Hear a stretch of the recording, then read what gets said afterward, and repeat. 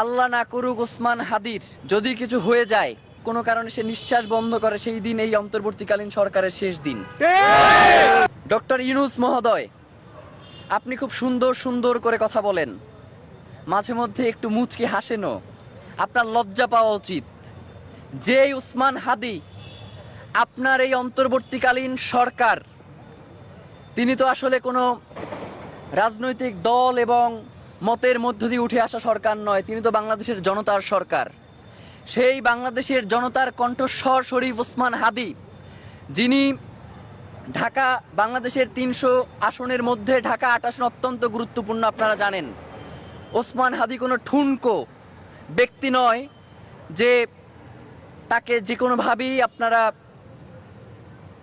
বিবেচনায় নিতে পারেন। ওসমান হাদি হচ্ছে বাংলাদেশের স্বাধীনতা, সার্বভৌমত্বের প্রতীক। সুতরাং আপনারা ওসমান হাদির নিরাপত্তা নিশ্চিত করতে পারেন না, অথচ আপনারা বলেন ফেব্রুয়ারির 12 তারিখে আপনারা নাকি নির্বাচন করবেন। এক আসনের প্রার্থীর আপনারা নিরাপত্তা নিশ্চিত করতে পারেন না, আর 300 আসনে আপনারা ইলেকশন করবেন এবং সেই ইলেকশন সুষ্ঠু হবে, কোনো ঝামেলা হবে না এবং সবথেকে সুন্দর নির্বাচন হবে, এমন কথা যখন আপনারা বলেন, তখন আপনাদের মুখে আমাদের থুতু মারতে ইচ্ছে হয়।